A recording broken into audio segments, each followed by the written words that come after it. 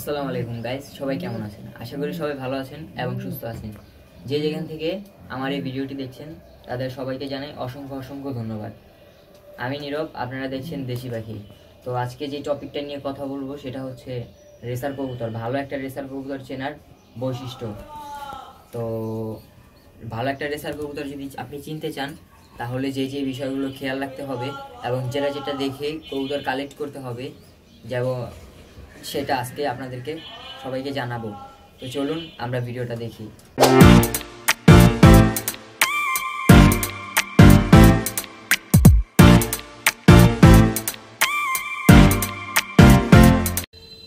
তো বন্ধুরা, মূল ভিডিওতে আপনাদেরকে স্বাগতম।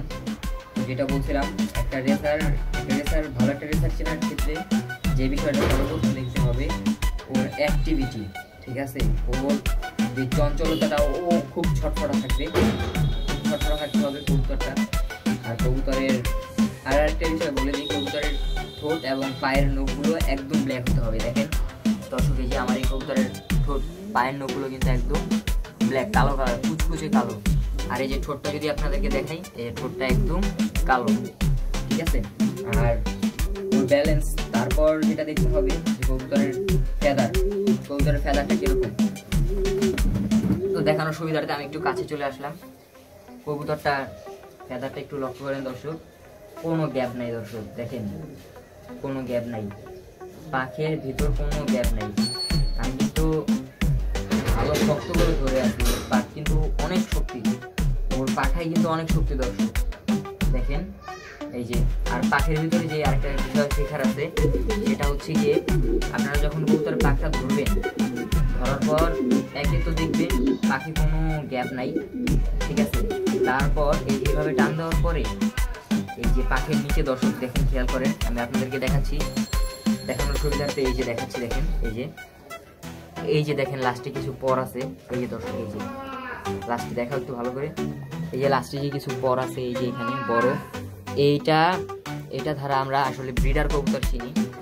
যেটা হচ্ছে গিয়ে আপনার এটা দিয়ে চেনা হয় যে কোনটা ভালো একটা ব্রিডার, কোনটা ভালো রেসার, কিংবা কোনটা ভালো ব্রিডার প্লাস রেসার। আর আরেকটা জিনিস যেটা, ওর বডি দেখেন ওর বডি কিন্তু খুব ওর বডি কিন্তু খুব ভালো একটা বডি। ঠিক আছে, আরও খুব চটপটা দর্শক।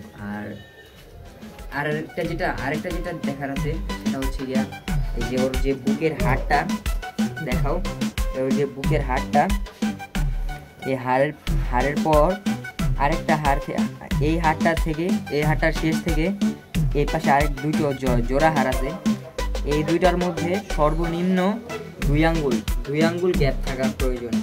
2 আঙ্গুলের অধিক হলে সেই কবুতরটা আসলে রেসারের ক্ষেত্রে গণ্য করা হয় না, সেটা ফ্যাট রেসার কিংবা হোমো বলা হয়। এইখানে 2 আঙ্গুল পরিমাণ গ্যাপ থাকা যাবে, এর বেশি যেন গ্যাপ না থাকা যায়। তারপর আরেকটু কাছে আসো, এই যে এখানে যে জোড়া হাড়টা আছে, এই জোড়া হাড়টা একদম নরের ক্ষেত্রে একদম লেগে থাকবে, একদম অল্প পরিমাণ লেগে থাকবে। ঠিক আছে, অল্প পরিমাণ লেগে থাকবে। ঠিক আছে, এরকম। আর মাদের ক্ষেত্রে যেটা, ওইটা হালকা একটু গ্যাপ থাকে, এই জোড়া হাড়ের ভিতর হালকা একটু গ্যাপ থাকে। ওইটা মাঝে অনেক সময় দেখা গেছে ডিম পাড়ার ক্ষেত্রে এটা এরকম হয়। তারপর যেটা দেখবো দর্শক, কবুতরের শেপ দেখাটা কিন্তু খুবই প্রয়োজন। একটা রেসার ক্ষেত্রে শেপ দেখাটা খুব প্রয়োজন। দেখেন এই কবুতরটার শেপটা কিন্তু একদম নিচ থেকে শুরু করে একদম প্লেন, মানে নিচ থেকে উপর দিকে উঠে গেছে, একদম প্লেন। আমি এভাবে ধরি নাই, এভাবে ধরে দেখাবো না। যে দেখেন দর্শক, এই যে দেখেন এইভাবে এরকম করা, এরকম শেপ, এটা এত সুন্দর, আমি এভাবে দেখাবো না। দেখেন আপনারা দেখেন নিচ থেকে শুরু করে একদম প্লেন। আর ওর চোখ, যেহেতু আমি এখন বারান্দায় আছি, যেহেতু রোদ নাই, তাই ওর চোখটা দেখাতে পারতেছি না। এই চোখটা আমি দেখাবো, চোখ স্ক্রিনে ফুটেজ দিয়ে দিব। আর বন্ধুরা, যেটা বলছিলাম, রেসারের ক্ষেত্রে আরেকটা যে বিষয়টা গুরুত্বপূর্ণ সেটা হচ্ছে গিয়ে, একটু দিকে আসো, দেখাই দর্শকদেরকে দেখাই। এই যে দেখেন কবুতরটা, এই যে আমি যে ধরছি, ওর কিন্তু এই যে দেখেন ওই যে কালো যে এই যে পশমটা আছে, এইদিকে লক্ষ্য করো, ওর এই যে কালো যে পশমটা আছে, এই পশমটা কোমরে যত বড় হবে সেই রেসারটা তত ভালো বলে গণ্য করা হয়। এই যে কালো পটটা লাস্টে যে কালো দাগগুলো থাকে, এগুলো যত বড় হবে তত ভালো রেসারের ক্ষেত্রে গণ্য করা হয়।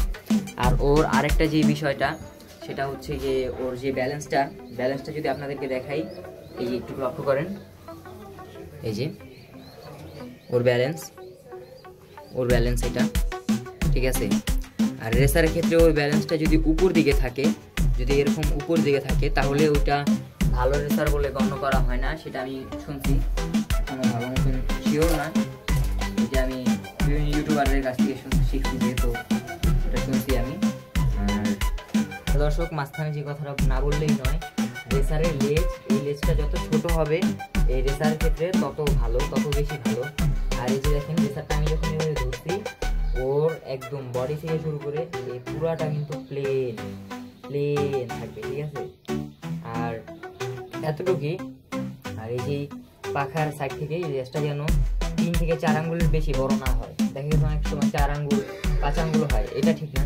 3 থেকে 3 আঙ্গুল, সর্বোচ্চ 3 আঙ্গুল, 3 থেকে 2, আমার এটা আছে 2 আঙ্গুল। 3 আঙ্গুল হলেও শুরু সমস্যা নেই, কিন্তু 4 আঙ্গুল হলে ওই রেসার ওইটা বাদ। আর আরেকটা যেটা, ওর যে ভাইটালিটি, ওর এখানে যে মাসেলে যেই হাড়টা আছে, ওইখানে হাত দিলে দেখবেন ভাইব্রেট করে। এটা আমি এখন দেখাতে পারতেছি না, এটা এই যে এখানে দিলে বোঝা যায়, যে এখানে হাত দিলে বোঝা যায় যে কবুতরের যে এখানে ভাইটালিটি রয়েছে, এটা ও ভাইব্রেট করে, ঠিক আছে।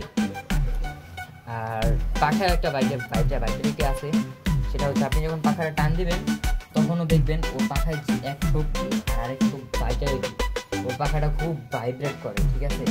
হাত দিলে তো বুঝতে পারবে যে ভিতর দিয়ে খুব ভাইব্রেট করে, এতটুকু। আর রেসার শিখতে আপনি যখন একটা জিনিস নিয়ে চর্চা করবেন, তখন অটোমেটিক ওই জিনিসটার প্রতি আপনার একটা আকৃষ্টতা, ওই জিনিসটাকে চেনা অটোমেটিক হয়ে যাবে, এটাই। আর দর্শক, আমাদের চ্যানেলটা এখনো যারা সাবস্ক্রাইব করেন নাই, দয়া করে সবাই সাবস্ক্রাইব করে পাশে থাকা বেল বাটনটি বাজিয়ে দিলেন।